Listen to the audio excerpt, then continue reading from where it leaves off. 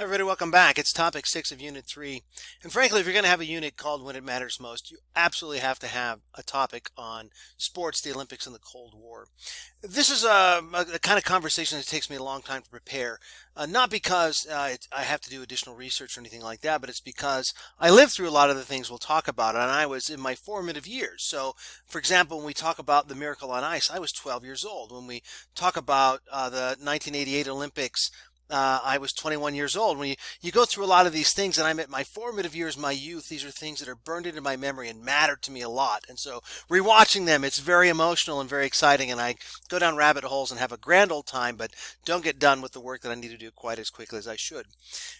The U.S. and its allies in the First World, and the Soviets and their allies in the Second World, plagued the rest of the world altogether. There's an attempt to form something called the non-aligned movement in the 1960s and 70s. It ends up being the Third World. But even they can't really escape it because they're sort of forced into an alignment either with the U.S. and its allies or the Soviets and their allies. And so even when we're confronting each other directly, those may have a bigger stature or a bigger presence on the global stage. Lots of other minor conflicts that happen and manifest on the sporting field or in a ring or in a pool or something also play out quite interestingly. One thing that I want to emphasize before we get started very far is the idea of amateurism, which was a very important Cold War topic. So for our purposes, the main conversation we're having today is between 1952 and 1988. You may remember from an earlier lecture of this unit that the Soviets don't join the Olympics until 1952. So you can't have the Cold War playing out in the same way without them in the Olympics until they show up. And that's through 1988. But amateurism is an Olympic ideal that was instituted in 1896 and continued through the early 1990s. Pierre de Coubertin, who's a French aristocrat, is the fella here on the left. And on the right is a picture of some Soviet amateurs from 1980.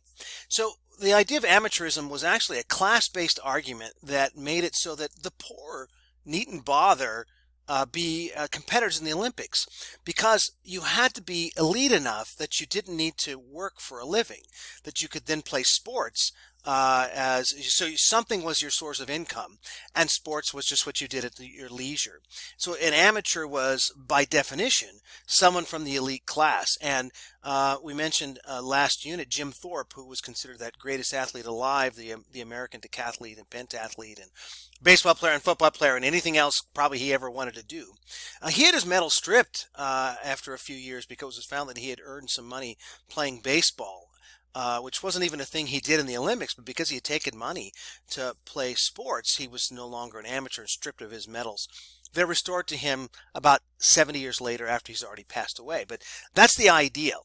So that's kind of a rightist, conservative sort of idea from the right end of the spectrum where you privilege the elite.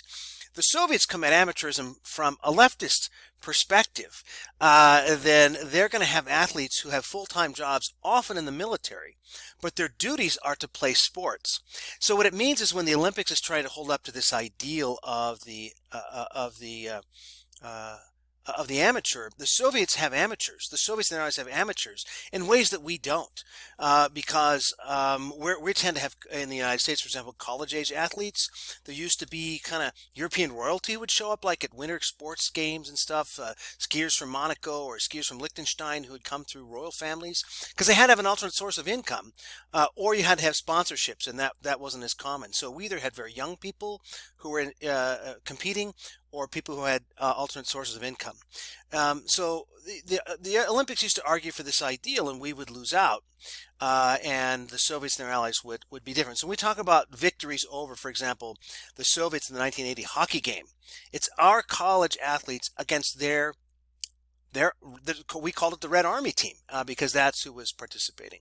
So that's a note I wanted to start with. It'll matter as we go through this in a variety of ways. It's also where, like in the last unit, we're talking about Teofilo Stevenson, who was the Cuban boxer, who never went pro, never fought Muhammad Ali, but he kept winning gold medals because he was a Cuban state athlete being paid to be an athlete by the state, but he was not a pro athlete, he was a pro Cuban working for the government.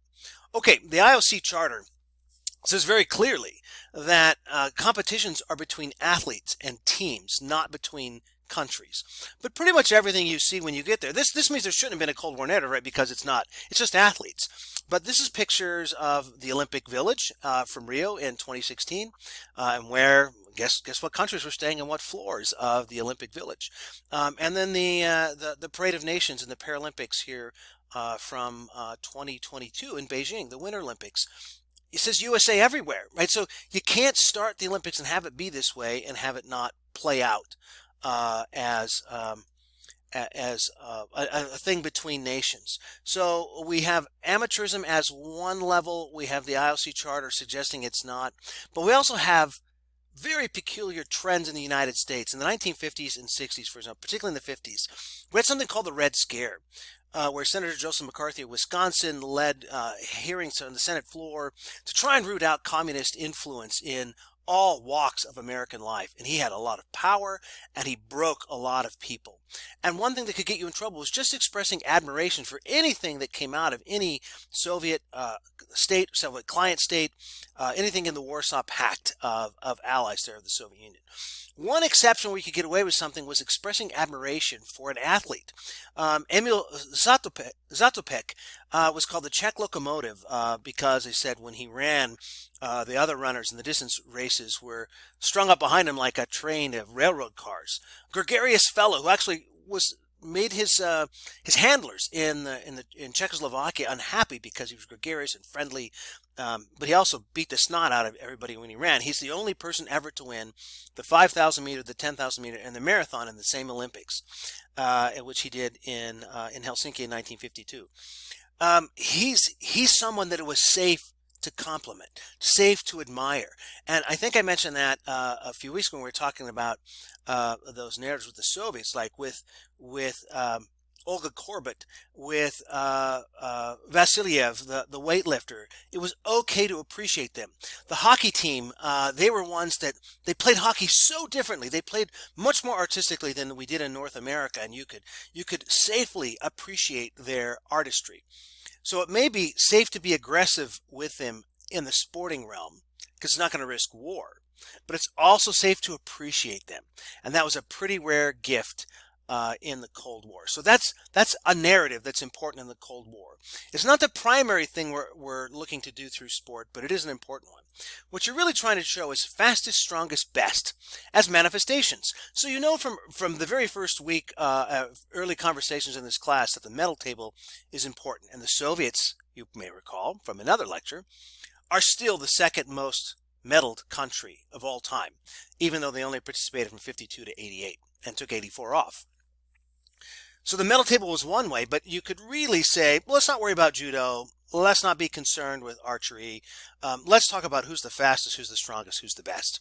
And so those are measured primarily in 4 sports in the Summer Olympics. So the 100-meter dash is a pretty easy one to measure fastest because it's the shortest race. It's the fastest race, and away you go. So NATO, the United States and its allies, dominate this.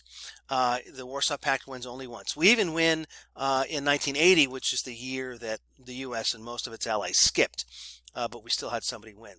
Strongest, sometimes boxing, but we're often weightlifting, just the sheer power of someone lifting those weights. And you probably know from that conversation a couple of units ago that the strongest, that the Soviets and their allies did quite well. So we win the first 2, and the only other one we win is 84, which is the one they boycotted. Best part 1, women's gymnastics, the team event. So it's not just an individual in one event, it's the team and how it scores overall. Look at that. NATO never won once. Primarily it's because of the Soviets, a little bit from the Bulgarians, but mostly from the Romanians, who prioritized this as a way to show their ability and their skill. Lots of academies, lots of training, lots of very interesting things being done in Romania to show. So we don't fare too well there, but what we point to as best is the decathlon. So this is 10 events that the men compete in. The Warsaw Pact wins twice. The Soviets only win once. 1972 is their only victory. But you have here a group of athletes: Bob Mathias, Milt Campbell, Rayford Johnson, Bill Toomey, and Bruce Jenner, or Caitlyn Jenner, as they're known now. winning the decathlon. This was one that we measured and we followed closely to see who would win. An athlete from the United Kingdom wins in 80 and 84, and then they win in 88, and then away we go. So we like to measure that as the best. There's some really particularly highly charged ones. This is a great series of pictures because on the right is the United States celebrating having won the gold medal basketball game in 1972. On the left, and on the right is the Soviets celebrating winning the gold medal in basketball in 1972. Because there were 3 ends to the game, 2 of which the U.S. won and 1 of which the Soviets won. This one's important to them because basketball seen as our game. They feel they've beaten us at our game and it matters to them a lot. Now, we will point out that it's a college student group against professional Army basketball players. But that's neither here nor there. It still was supposed to be our game. Now, we still send college athletes all the way until they professionalize. The IOC lets pros in. And then we start going with the Dream Team in 1992, and these sorts of stories become much less common when you start sending the NBA athletes instead of the college athletes. But we hadn't lost a game in about 20, a gold medal in more since the early 50s, so pretty important. It is more complex than we knew because one of the Cold War narratives is how a place like the Soviet Union or a place like Yugoslavia or even a place like Czechoslovakia have sub-national groups who are forced to compete for a whole that they're not necessarily interested in competing for. So one of the movies I'm going to ask you all to watch is called The Other Dream Team, and it's about, we had the Dream Team of pros in 1992. Lithuania, which was a former Soviet republic that breaks free, has what's called the Other Dream Team. It's a great story that combines revenge against a former political power that controlled them in the form of Russia at that time. It's got some bizarre sponsorship from the Grateful Dead rock band, tie-dye t-shirts. It's really exciting. Basketball and Lithuania, that's in that sports space in a huge way.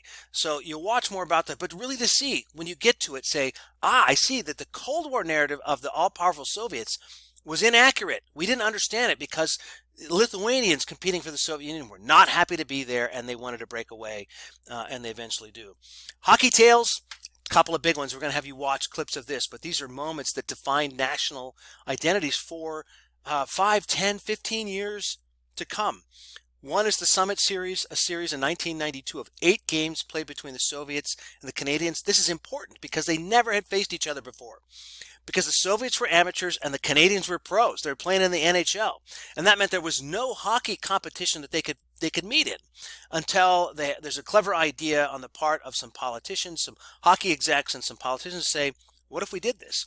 Canada's pretty new at the time in terms of some of their symbology. There's been Canadians for a long time, but like the maple leaf symbol, the flag, was 5 years old and people didn't really like it. Boy, do they like it at the end when they've won wearing the maple leaf in those jerseys in 1972 and they win on a last-second goal. It's incredible. And for us, oh man, the Miracle on Ice, we were in bad shape in 1980, mentally, spiritually, in the United States. A rough run in the 1970s, high inflation, oil shortages. We had the hostages in Iran. We weren't feeling good about ourselves. And when the young guys win the hockey game to beat the Soviets, it matters an awful lot. Bonus bits on both of those. Another sphere that we haven't talked about of a different kind of role that's played is judging. It was always a mix to see were there more NATO bloc or Soviet bloc, Warsaw Pact judges in diving, in gymnastics, in ice skating, in anything that's judged, and who were the referees at different times in tournaments, who got called in to ref certain games, and would they favor one over the other. Very important deal.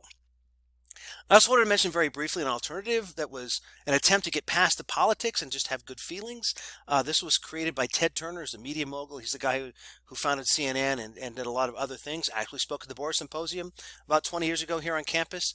This was an attempt to get rid of the politics of the two, but he also starts it right at the end of the Cold War. It doesn't get good sponsorship. It falls apart. And I want to make sure you come back and read this. Okay, so you got to come back, but I'm going to jump forward and stop with this slide here. What is this slide? Listen, the Vandals won as many decathlon gold medals in the Olympics as the Soviet Union did. So forget the Cold War. We won. The Vandals won. This is Dan O'Brien, for whom the Dan O'Brien Track Complex that's to the west of the Kibbie Dome is named. He's a UI track athlete who represented the United States in the decathlon in 1996 and won the gold medal, which means we have as many medals as the Soviets did in the decathlon. Suck it,